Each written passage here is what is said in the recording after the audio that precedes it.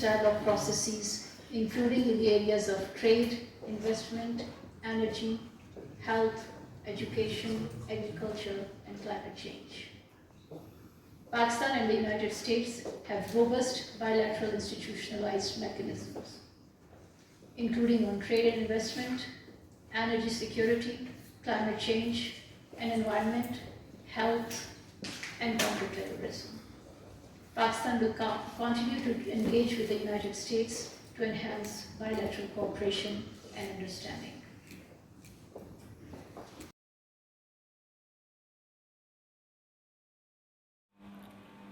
बिस्मिल्लाहिर्रहमानिर्रहीम नामदू व नसल्ली अला रसूलिहिल करीम अम्मा बाद। अस्सलाम वालेकुम नाज़रीन, मैं कौसर लोधी अपने यूट्यूब चैनल पर आपको खुशामदीद कहती हूँ। नाज़रीन, ताख़ीर की माफ़ी चाहती हूँ। इसके लिए मैं आपको एक दो दिन में एक बहुत ब्रेकिंग न्यूज़ दूँगी, इस वजह से फिर आपको पता चल जाएगा। नाज़रीन जो है वो अपना प्रोग्राम को सब्सक्राइब करना ना भूलिएगा, और अगर नेक्स्ट फिर आपको नोटिफिकेशन मिल जाता है अगर आप देखना चाहें तो।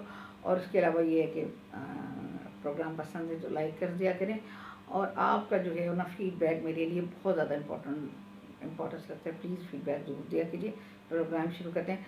नाज़रीन, हमेशा प्रोग्राम वो हो जाता है ज़्यादा, इस वजह से मैं बहुत शॉर्ट कर रही हूँ। नाज़रीन, फ़ॉरेन ऑफिस की ब्रीफिंग पे मैं गई, बहुत अहम थी। पिछले दिनों हमारी जो फ़ॉरेन ऑफिस की स्पोक पर्सन है जनाब मुमताज़ ज़हरा साहिबा, शी सो नाइस पर्सन ना। वो बहुत ज़्यादा इंटेलेक्चुअल और बहुत ज़्यादा नाइस हैं। How to take the media इतनी ज़्यादा कोई नहीं जानता माशाल्लाह, और बहुत ब्रिंगफुल ऑफ नॉलेज है। तो नाजरीन, मैंने इस फॉर ब्रीफिंग का इसलिए ज़्यादा जिक्र कर रही हूँ कि मैंने कुछ ऐसा पहले कुछ ब्रीफिंग से स्किप की मैं नहीं गई थी, इस वजह से कि नाज़रीन जिस वक्त बिलावल भुट्टो साहब को बनाया गया था सेक्रेटरी खाजा, तो उसके बाद पता नहीं हमारे कौन से मिनिस्टर आए थे, तो ये जो है वो उन्होंने क्या उसे कहते हैं अपना जो नीचे का स्टाफ था वो इस हद तक मैं आपको बता नहीं सकती कि क्या हालात फॉरेन ऑफिस के हो गए थे और क्या मैंने फील किया था। तो उसके बाद ना मैंने सोचा कि मैं नहीं जाऊँगी ब्रीफिंग अटेंड करने, वैसे भी पता चल जाता है, लेकिन डेफिनेटली उसमें शिरकत लाजमी होती है। बंदे क्वेश्चन भी अपनी जो होता है वो कर लेता है, और उसके अंदर इंटरेक्शन भी सबसे हो जाता है। बहुत ज़्यादा हम सहाफ़ियों की भी आपस में इंफॉर्मेशन शेयर हो जाती है, तो डायरेक्ट भी अपने स्पोक पर्सन से बात हो जाती है। तो इसलिए मैं गई, तो जब मैंने देखा तो ऑल टुगेदर एटमॉस्फेयर चेंज था। ना सिर्फ ये कि हमारी स्पोक पर्सन आई हैं, ये आई थिंक ये पहले भी थी, गई थी फिर दोबारा आई, लेकिन ये शी इज़ टू नाइस ना। इसके अलावा नाज़रीन ये है कि इसके अलावा पूरे के पूरे ऑफिसर्स और दूसरे लोग भी जो होते थे वो इतने ज़्यादा कोऑपरेटिव, इतने ज़्यादा वेल बिहेव्ड और वेल मैनर्ड हुए थे, और लाजमन थे तो पहले से भी। लेकिन मैं हैरान रह गई कि बिल्कुल ऑल टुगेदर जो है वो फॉरेन ऑफिस का एटमॉस्फेयर जो था वो बिल्कुल चेंज था। और इसकी मेन वजह ये थी कि उसके जो मिनिस्टर आए हैं अपना इसहाक डार साहब, जो फॉरेन मिनिस्टर हमारे, जब फॉरेन मिनिस्टर मिनिस्टर किसी भी मिनिस्ट्री का चेंज होता है तो उस मिनिस्ट्री में डेफिनेटली उनकी स्ट्रैटेजी के मुताबिक एक फ्रूटफुल चेंज आता है उनकी पर्सनालिटी के अगेंस्ट ना, जो मुझे फॉरेन मिनिस्ट्री में देखने को मिला, और मुझे दिली खुशी हुई। नाज़रीन, तो जब प्रोग्राम शुरू करते हैं, फॉरेन मिनिस्टर जो है वो उन्होंने अपनी शुरू की जो ब्रीफिंग थी उसमें हमें बताया कि फॉरेन मिनिस्टर इसहाक डार साहब, जो कि अभी ये मेरे डिप्टी प्राइम मिनिस्टर भी बन चुके हैं, वो आजकल बांजू इसमें हैं अपना बांजू, ये इसका गैम्बिया का जो दारुल हुकूमत है उसके अंदर हैं। अपना वो 15वीं OIC की कॉन्फ्रेंस अटेंड करने के लिए गए हुए हैं, जो OIC की वो उसमें मिनिस्टर काउंसिल के इजलास में ये बांजूर जो इसके गैम्बिया के दारुल हुकूमत के अंदर, और उसके अंदर सारा लाही अमल जो है वो तय पाएगा, आपस में फॉरेन मिनिस्टर बैठ के करेंगे। उसके बाद फिर वो सरबराही कॉन्फ्रेंस तक जाएंगे। तो साइड लाइन पर जो हमारे डिप्टी PM और फॉरेन मिनिस्टर भी हैं उन्होंने जो है मुख्तलिफ ममालिक के लीडर्स और मिनिस्टर से भी मुफीद बातचीत की। इसके अलावा वज़ीर ख़ारजा ने जो है वो हमारे वज़ीर ख़ारजा जो सागडार साहब हैं, हमारे डिप्टी प्राइम मिनिस्टर भी, उन्होंने हाईलाइट किया इन जिन चीज़ों को। उसमें सबसे मेन चीज़ ये है कि गज़ा के में जो फ़लस्तीनियों की नस्लकुशी की जा रही है, इसको इन्होंने मेन हाईलाइट किया। और जम्मू और कश्मीर का हक़ राय खुदई जो क़यामत हदई करारदादों के मुताबिक इन्हें मिलना है, इसको उन्होंने हाईलाइट किया, अपने नुकात में रखा जो सरबराही कॉन्फ्रेंस में डिस्कस होंगे। इसके अलावा सॉलिडारिटी ऑफ मुस्लिम उम्मा जो है वो दहशतगर्दी पर, क्लाइमेट चेंज पर और दीगर ग्लोबल चैलेंजेस पर जो है वो तमाम मुल्क वो चाहते हैं कि हमारे सागडार साहब का अपना विजन है, उन्होंने ये दिया है कि वो हमारे फॉरेन मिनिस्टर का, कि वो पाकिस्तान में चाहता है कि मुस्लिम उम्मा, तमाम मुस्लिम उम्मा जो है वो अपना कलेक्टिव एक हल पर जोर दे। इसके ऊपर ना ये इस तरह का कलेक्टिव विजडम सामने आया सबका, तो ये इस तरह का था। और इस हफ्ते नाज़रीन पॉलिटिकल अफेयर के सेक्रेटरी इन्होंने बताया, जॉन बेस और प्रिंसिपल असिस्टेंट सेक्रेटरी जो है एलिज़ाबेथ हॉट, जो उन्होंने पाकिस्तान का विजिट किया। फॉरेन ऑफिस के अंदर बहुत मुफीदफुल और यूजफुल मीटिंग्स हुई, लेकिन मैं अहम नुकात उनके बता रही हूँ। और उसके अंदर जो है वो उसके जो मीटिंग्स फ्रूटफुल हुई, उसके अंदर जो चीज़ें डिस्कस हुई जिस पर कि इन्होंने जो है वो बहुत ज़्यादा आगे काम को बढ़ाया, इन्हांस किया अपनी बायलैटरल रिलेशन को और कॉपरेशन को बिटवीन अमेरिका एंड पाकिस्तान। उनमें trade, energy, health, education, agriculture and again climate change के ऊपर इन्होंने वो किया। तो नाज़रीन थोड़ा सा जो है वो इसके अंदर ये होता है कि ये world, all over the world, जब ये मेरे भारत के भी और दूसरे जो है वो दीगर जो है वो ममालिक के कुछ लोग भी देखते हैं इस प्रोग्राम को, तो नाज़रीन इस सिलसिले में मैं थोड़ा सा आपको इंग्लिश उनका जो है वो उन्होंने मुमताज़ ज़हरा साहब ने अपने उसमें कहा, तो वो बता दूँ कि पाकिस्तान ने जो है वो Israeli action constitute a breach of international law, including international humanitarian laws and pertinent United Nations and OIC resolution. These acts also undermine any prospects of two-state solution. Pakistan is also deeply concerned about Israeli leader Bilokos statement to attack Rafah. Any ground assault by Israel on Rafah unacceptable. ये उन्होंने दो टोक अल्फाज में जो है पाकिस्तान का मौक़िफ़ जो है वो दोहराया कि रफ़ा के अंदर किसी किस्म की भी जो है वो अगर रिजॉल्ट होगी तो पाकिस्तान के लिए अनएक्सेप्टेबल होगी। ओपनली उन्होंने कहा the international community must exert every effort to prevent Israel from commitment these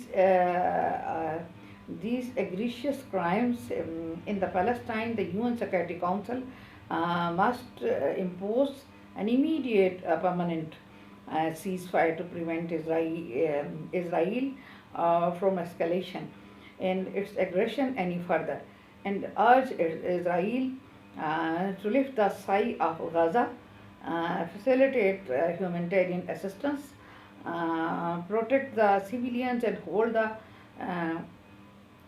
perpetrators of the Gaza genocide accountable. Pakistan reiterated its full support to the people of Palestine and renew our call for establishment of an independent, viable and contiguous Palestinian state with the pre-1967 borders and Al-Quds, Al-Sharif as it is its capital. नाज़रीन इतने दो टोक अल्फाज के अंदर ये मजम्मत आई है कि हमारे बहुत सारे जो नकात थे वो कह रहे थे कि हम उसका नाम नहीं इसराइल का इस्तेमाल कर सकते और हम जीनोसाइड का लफ्ज़ नहीं इस्तेमाल कर रहा, और ये वो इन सारे सवालों का जवाब जब हमें मिल गया है। तो नाज़रीन एक चीज़ मैं आपको दिखाना चाहती हूँ कि नाज़रीन इस मैगज़ीन को जो है वो देखिए ज़रा गौर से, और मैं आपको किस किस तरह से दिखाऊं कि ये जो है वो मैगज़ीन ही है नाज़रीन, ये मेरा मंथली मैगज़ीन है जो शाया होता है। इसकी मैं वैसे भी पिक्चर लेकर के आपको दिखाती हूँ। तो नाज़रीन, हो सकता है आपको ऐसे नज़र आ जाए, हो सकता है आपको जो है वो ये किस तरह नज़र आए। तो नाज़रीन, जो कि मेरे पास इतनी यहाँ पर फैसिलिटेट नहीं हूँ टेक्नोलॉजी के लिहाज से, तो इसलिए मेरा प्रोग्राम जो है वो थोड़ा इसमें हो रहा है। तो नाज़रीन, इसकी जो सुर्खियाँ हैं मैं बता देती हूँ कि वज़ीर आज़म पाकिस्तान मियाँ मोहम्मद शहबाज शरीफ जो है वो मईशत की बहाली के लिए सरगर्म अमल हैं। और दूसरी जो है वो सुर्खी ये है कि फ़लस्तीनी मुसलमानों के लहू में नहाती ईद, इसराइली दरिंदों की ईद की शाम तक मुसलसल बमबारी, यानी आखिरी रोज़ा खुलने से लेकर अफ्तारी से लेकर के अगले ईद की शाम तक जो है मुसलसल बमबारी करते रहे। इस्माइल हानिया के ख़ानदान की शहादत। सऊदी नाज़रीन, अगला आर्टिकल है, सऊदी वज़ीर ख़ारजा का आला सतही वफ़द के हमरा कामयाब दौरा पाकिस्तान, मईशत में बेहतरी के इशारे। नाज़रीन, इसके अलावा ईरान के सदर का अहम तरीन दौरा है पाकिस्तान। चूँकि नाज़रीन ये जिस वक्त ये दौरा ईरान का शुरू हुआ उस वक्त हमारा मैगज़ीन का मैटर जा चुका था प्रिंटिंग के लिए, तो दैट्स वाई कि हम इसका जो है वो नहीं इसको पूरे दौरे को कवर कर सके। तो इसका के लिए हमने इसका एडिटोरियल सबसे इम्पोर्टेंट होता है, हमने एडिटोरियल इसका लिया। तो ईरान के सदर का अहम तरीन दौरा है पाकिस्तान आलमी ताकतों समेत खिते को बरता हैरत में डाल गया। तजारती हुजम $10 अरब तक पहुंचाने का इरादा किया गया। नाज़रीन, हमारी जो वज़ीर ख़जाना है उनको हमने फोकस किया है, क्योंकि बहुत ज़्यादा अंदर बात हो रही है मैगज़ीन के अंदर इसकी IMF की और मईशत की बहाली की, इसलिए मोहम्मद औरंगज़ेब बतौर वज़ीर ख़जाना एक बेहतरीन चॉइस, हमारे लिहाज से ये एक बेहतरीन चॉइस है। क्या मुआशी चैलेंजेस से नबर्द आज़मा हो सकेंगे? नाज़रीन, एक अहम तरीन एक आर्टिकल है, उसकी भी एक सुर्खी मैं आपको बताती हूँ जो बाहर इसके टाइटल पे आई है।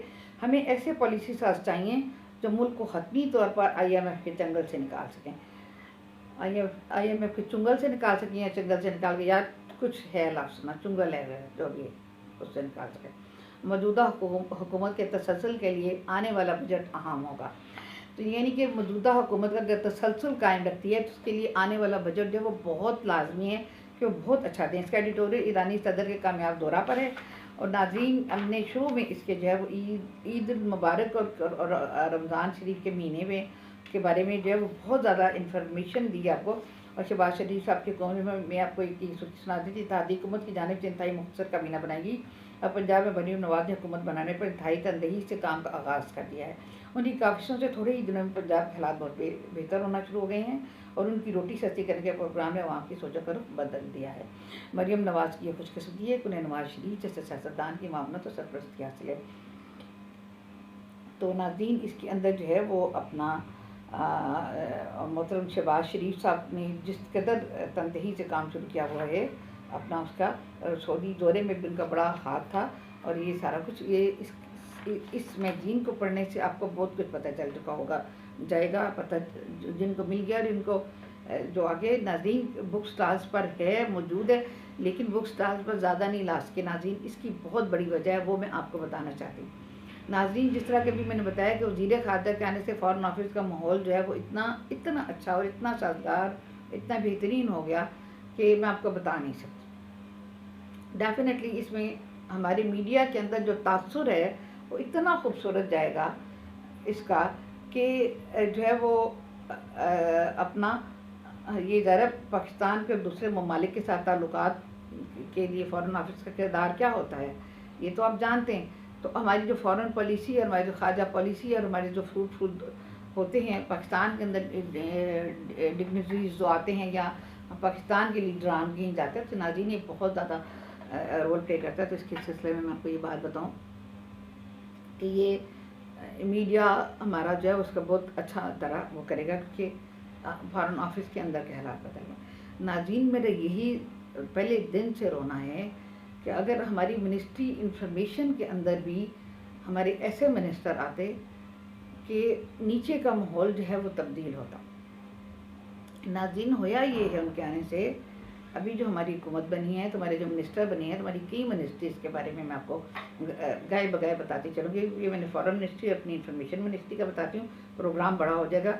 बाकी मिनिस्ट्री की भी सारी इन्फॉर्मेशन है जो कि अगले प्रोग्राम्स में बताऊँगी।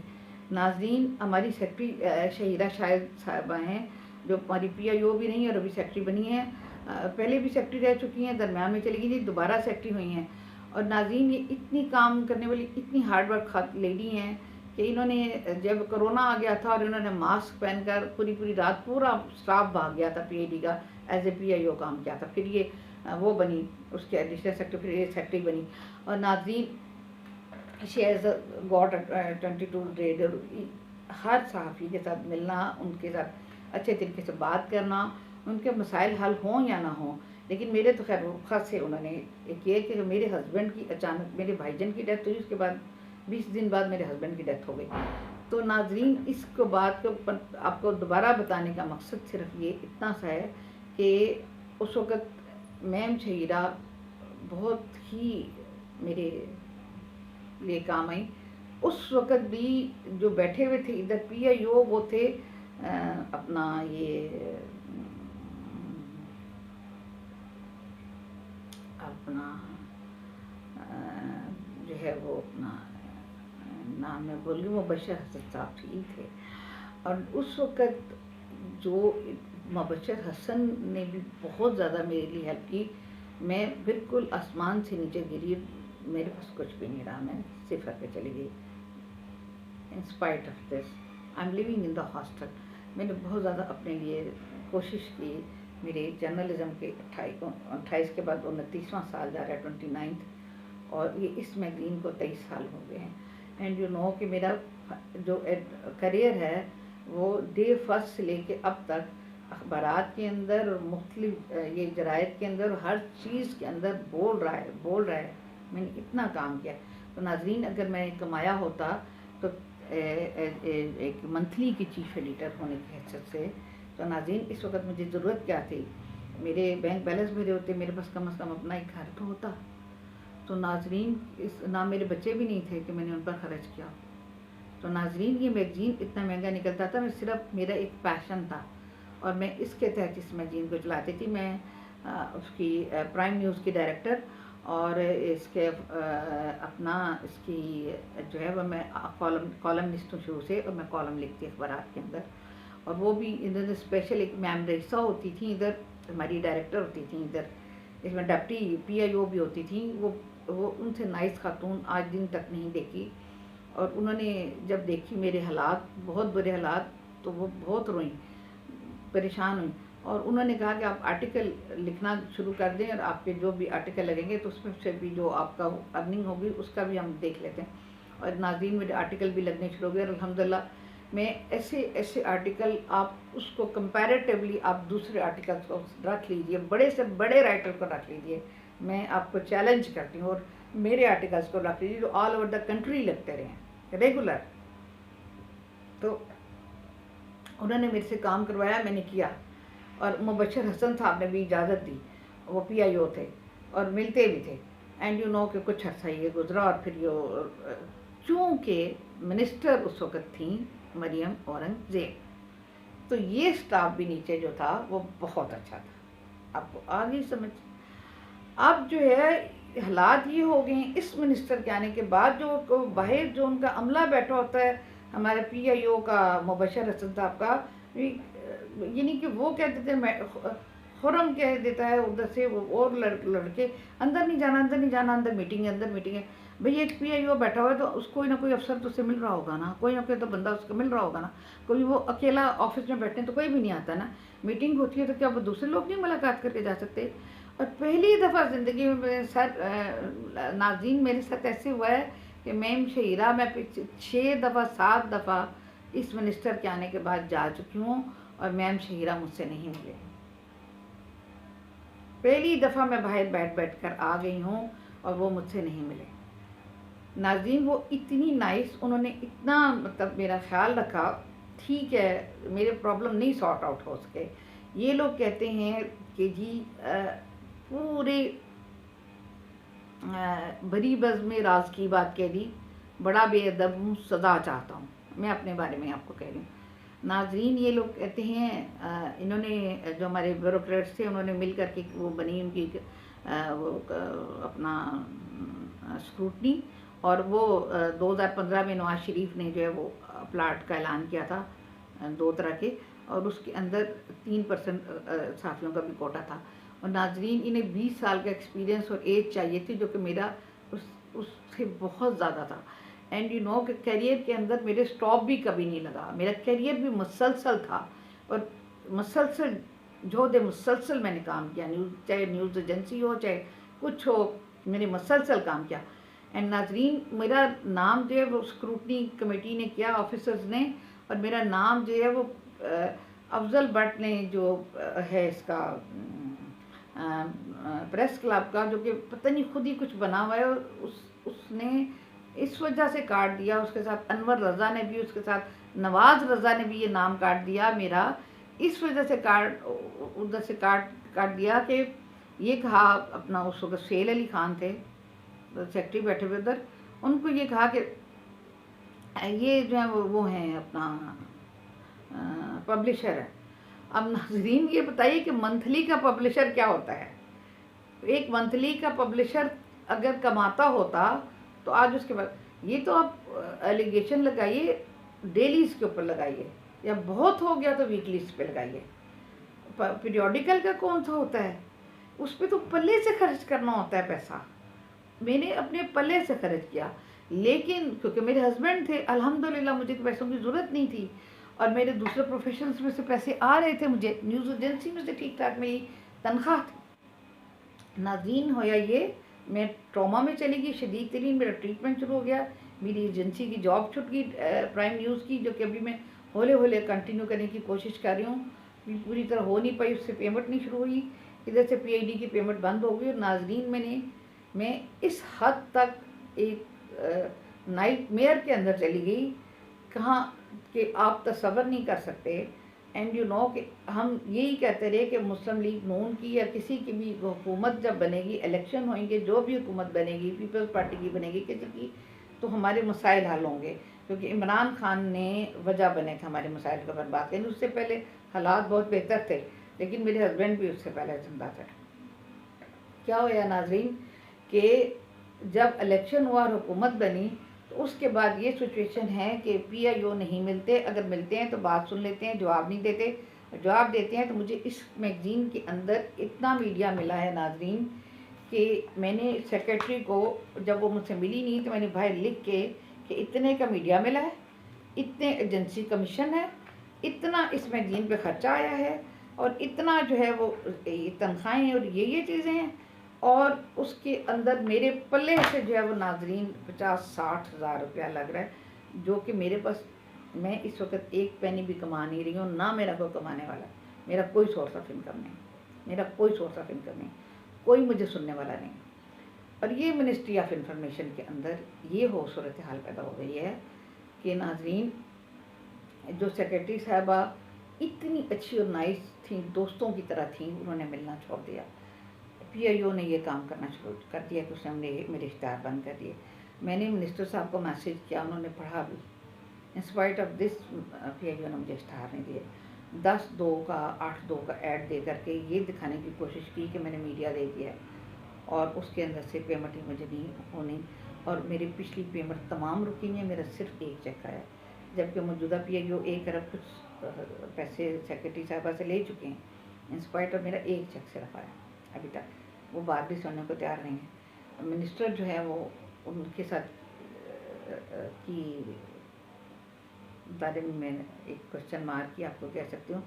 अल्लाह मियाँ हदायत दे, इंशाल्लाह ताला हमारा मुल्क तरक्की करेगा, हुकूमत भी चलेगी इंशाल्लाह ताला। अभी इजाज़त चाहती हूँ, अपना बहुत सारा ख्याल रखिएगा, अपने इर्द गिर्द बहुत सारे लोगों का ख्याल रखिएगा, यतीम बेवा बेकस बेयार मददगार, उस कुछ लोगों का बहुत ख्याल रखिएगा। इजाज़त चाहती हूँ, अल्लाह हाफ़िज़, अल्लाह निगहबान।